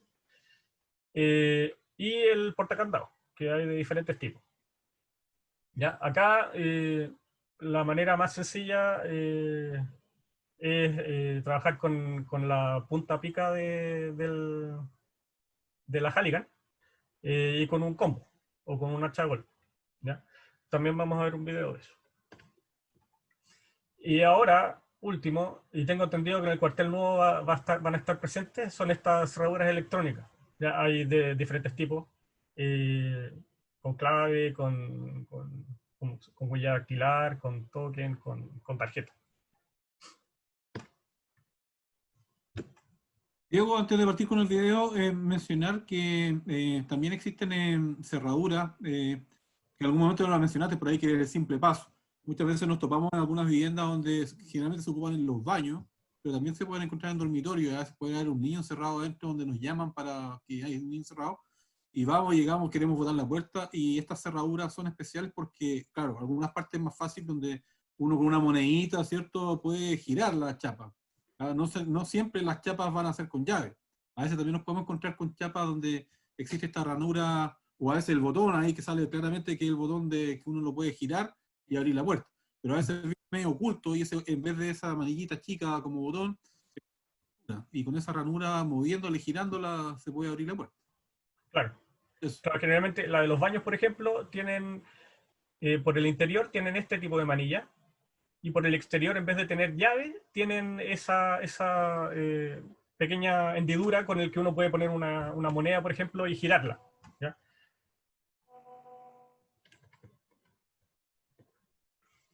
Diego, ¿te puedes devolver una lámina, por favor, un segundo? En la foto de la derecha arriba, no, está como con un auto en verde, se ve que hay que mi puerta también lo tiene, no sé por qué lo tiene, no sé para qué es, como un pituto chico que sale debajo del principal. No, a la izquierda, ¿Esto? un poquito más a la izquierda, no, más a la izquierda. Eso.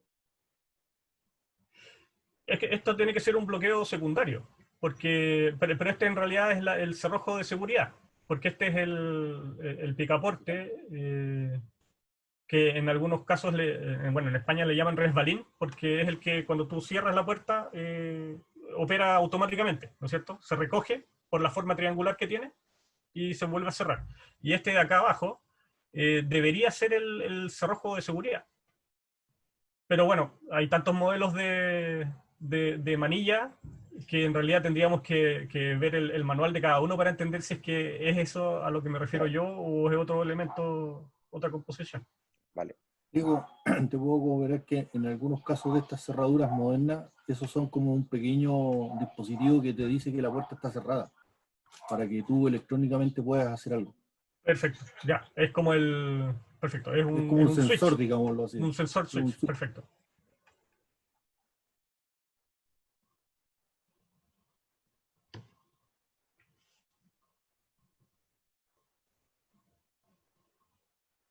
Ya, vamos a partir con... ¿Cómo estamos con el tiempo? ¿Estamos bien? ¿Podemos ver videos a placer? A placer, no sé, pero démosle rápido con los videos. Está bien, estamos bien.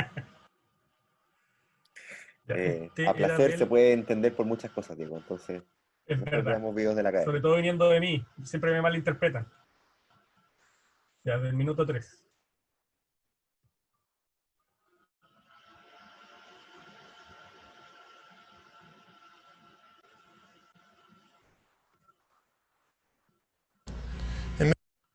Quickly try to come of your hand and your arm. Ya, acá lo que va a hacer este bombero es lo que yo les había comentado hace un rato, claro, cuando no tiene la posibilidad de abrir la puerta entre la hoja y el marco, lo que puedes hacer es irte directamente al marco, esto sobre todo en las puertas interiores, en las que tienes tabiques súper livianos. Puedes tener fácil acceso a la apertura de la puerta si es que te vas al tapajunta, ¿ya? Y haces un movimiento de swing enterrando el Halligan, en la pala del Halligan, en ese sector y haciendo palanca. También puedes enterrar el pico de la Halligan, no la pala porque es más, entra mucho mejor. Ahí vamos a ver cómo queda. If you just size up the area here, and then we'll take a baseball swing, the door will pop open rather easily. Remember, when we're swinging the Halligan tool, we're trying to come in on an angle with the point. We don't want to bury the point of the Halligan into the two 2x4 studs that run up along the door frame.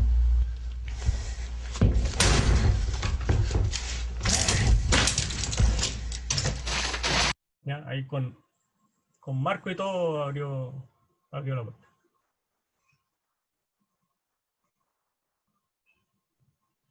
A ver el siguiente. La técnica del candado. Esta técnica para forzar el candado, cuando yo entré a bombero, la explicaban en los cursos para ingresar. Pero siempre de manera súper teórica. Te decían qué es lo que tenías que hacer y resulta que cuando ya, no sé, 3 o 4 meses de bombero salió un incendio en una botillería en Reñaca y ahí pude poner en práctica lo que me habían explicado teóricamente y la verdad es que funciona súper bien. Ustedes ya lo deben haber practicado también muchas veces en academia o en incendios.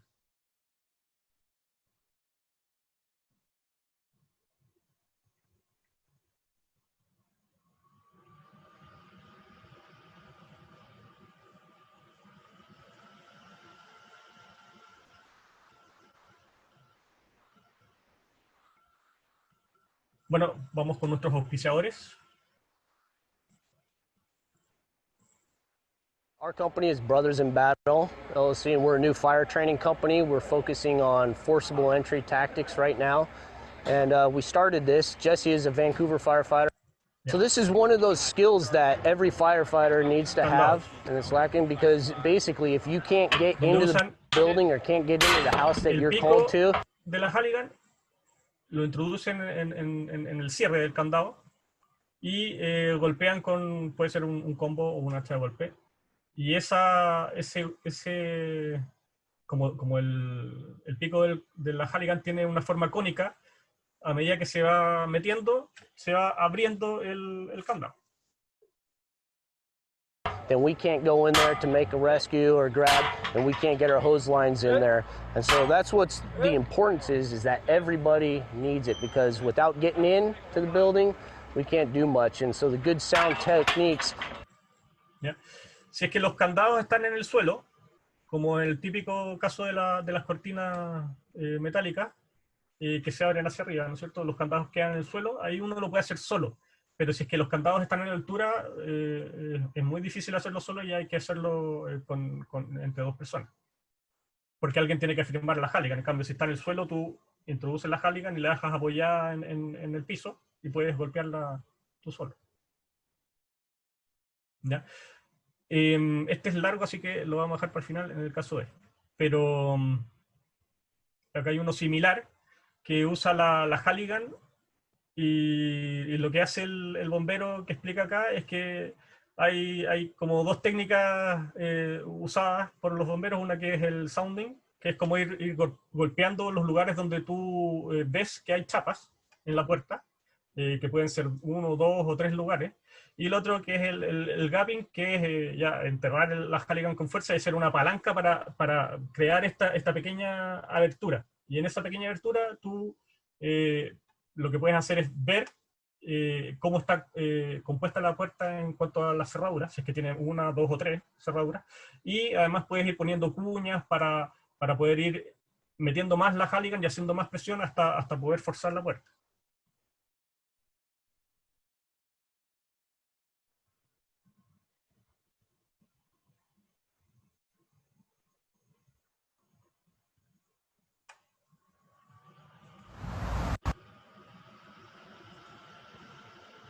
I just wasted the time, I feel. Do what you want, but I feel you wasted your time. Dice que el tantear la puerta es para las niñitas. Básicamente. Él dice que él prefiere la técnica and then back up again, and then I'm going to gap it. I just wasted the time, I feel. Do what you want, but I feel you're wasting your Dice que time. lo que prefiere Here's es what I do. aplicar ahí Walk la up to the fuerza door, al tiro, door's locked, sin perder el okay? tiempo. Lock that in, okay? Points up, I'm going down. Okay, took me 1 second. What happened? 3 things in 1 second without me hitting the door and coming back and all that. In 1 second's time when I gapped it, 3 things happened. The first thing is the lock's in the immediate area. Okay, the doorknob and the deadbolt. The deadbolt is now sideways, ready to go. The doorknob throw, the small throw, it's a smaller throw for the doorknob. It's usually out of the hole of the keeper already. All I'm looking at is a bent deadbolt. If that rim lock up here is engaged, I'm not guessing by hitting if it's engaged. When I gap down here, if that rim lock up here is engaged, the door is bending back towards it. I can see that that's engaged still. Y ahí lo que está diciendo es que, bueno, habló de diferentes, de por lo menos 2 tipos de cerradura, y que arriba es con típica la cadenita, y que en vez de andar tanteando, tú al abrir forzosamente la puerta rápidamente, con este movimiento, vas a poder ver qué es lo que pasa en los cerrojos de la puerta, y vas a poder ver si es que tiene esta cadena o no tiene esta cadena, etc. Y ahí vas a poder seguir aplicando la fuerza que sea necesaria para abrir. Okay? It's a no-brainer to me. So it took me 1 second. 3 things happened. I put a hurting on the locks in the immediate area. I'm seeing, the second thing is I'm seeing just what's holding. I can see it by the door. It's telling me what's holding. The third thing is I created a gap to exploit with either another guy or to exploit further myself. Okay? But once I gap, second move is usually a clear move like that. If I get it, I get it. If I don't, the second guy is going to hit for me. I got good power with that. Now, if I go this way and it doesn't go, which it won't, I can go down. Work smarter, not harder. Get a little more out of it. And if it doesn't go, I got another method too from my I got it. Okay? Y ahí se pudo ver los tipos de palanca que hace, utilizando todo el cuerpo, utilizando su peso en algunos casos, utilizando el brazo, utilizando el hombro. Vamos a ver un video más adelante donde él usa la fuerza de las piernas para levantarse, apoyando la Halligan en el hombro. Cosa de poder generar mayor torque para forzar esa entrada. Diego, además de los videos falta algo, porque por un tema de tiempo, la idea es que, bueno, tú nos mandaste la presentación, están con los links, ¿verdad? Uh-huh. Sí, esto lo pueden explorar después cada uno en su casa. Sí, yo creo que lo mejor, lo principal que era lo estructural, creo que lo vimos. Felipe, te pido que nos mandís la actualización, la que presentaste, que dijiste que tenía más cosas que la que habían mandado. Nosotros lo vamos a subir a la carpeta de capitanía de capacitación que llevamos del año, que está disponible ahí en distintos medios. Y como van a estar los links en la presentación, van a poder entrar ahí cada uno a ver puntual. Pero si quieres comentar algo que te falta, por favor, igual hazlo. Sí, que puso una lámina de cierre, que es como respecto a las puertas, qué es lo que pasa con las puertas en los incendios. Acá también van a poder leer reportajes o artículos relacionados a eso, que prácticamente, o sea, técnicamente dice que las puertas lo que hacen es pueden salvar vidas si es que están cerradas. ¿Ya? ¿Por qué? Porque lo que se hace es evitar la propagación del humo y la temperatura a otros recintos. ¿Ya?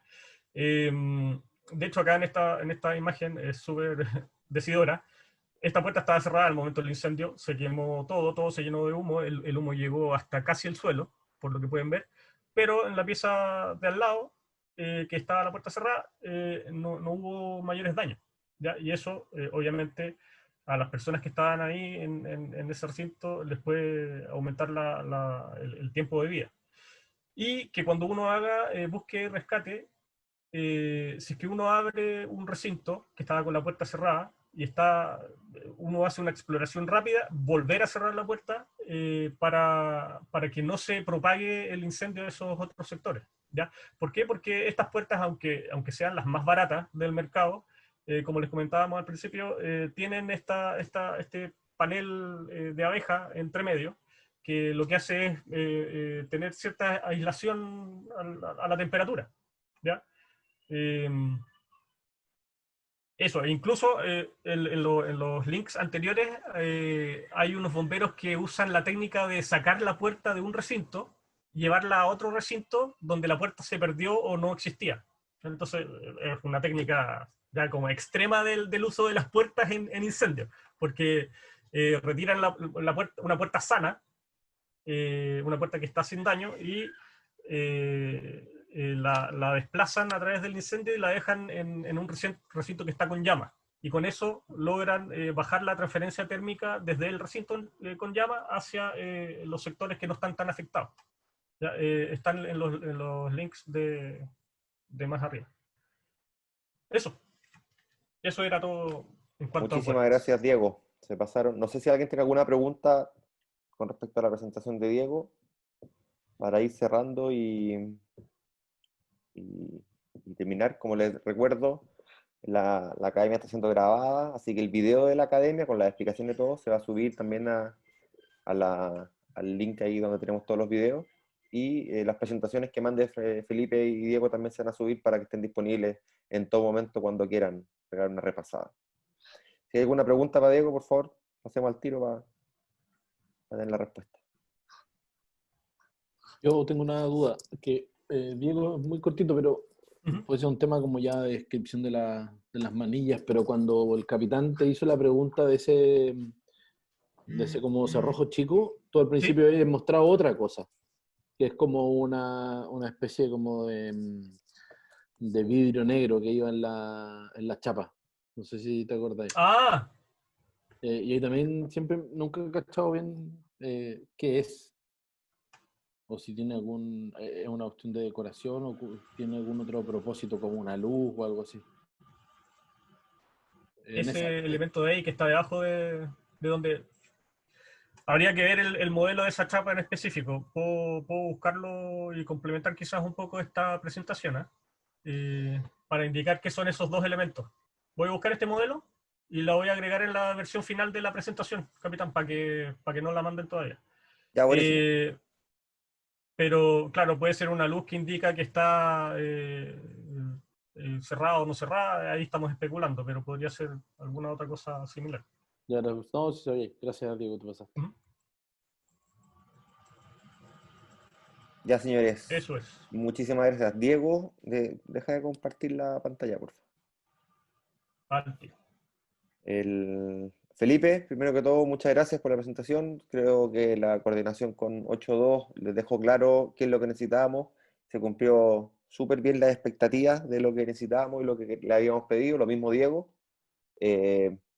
Estas academias participativas en este formato creo que nos agregan bastante valor a todos. Independiente que varios hemos visto puertas, techos, cosas así, siempre bueno estar recordándolo y estar comentando los detalles puntuales. Y no siempre lo teórico va a ser igual a la realidad, en el sentido de que no vamos a poder ver a lo mejor los clavos, los tornillos de los techos, por el humo, cosas así, entonces vamos a tener que buscar alternativas para poder llegar al mismo objetivo de ventilar, por ejemplo. Pero teniendo claro dónde estarían normalmente los pernos, los clavos y todo, nos va a ser mucho más fácil el trabajo. Eso es un solo ejemplo, hay miles de más. Así que eso, señores, buen fin de semana. Muchas gracias nuevamente, Felipe y Diego, se cumplió el objetivo. A 8.2 por la coordinación, que está a cargo de capacitación. Y deberíamos tener miércoles otra academia y el próximo sábado otra para seguir con el tema de los clave 1. Ya estamos viendo, 8.2 está viendo ahora ir a la última parte de los clave 1, que necesita, o sea, de lo que vimos la otra vez, que es el tema de la investigación, que es una pincelada importante, que es re importante. Y después continuar a hacer el 2.0 del trabajo que hicimos el otro día de trabajos en equipo. ¿Ya? Creo que resultó muy bien y la participación estuvo muy, muy buena ese día. Así que eso, señores, que estén muy bien, cuídense, buen fin de semana. Nos estamos viendo. Adiós.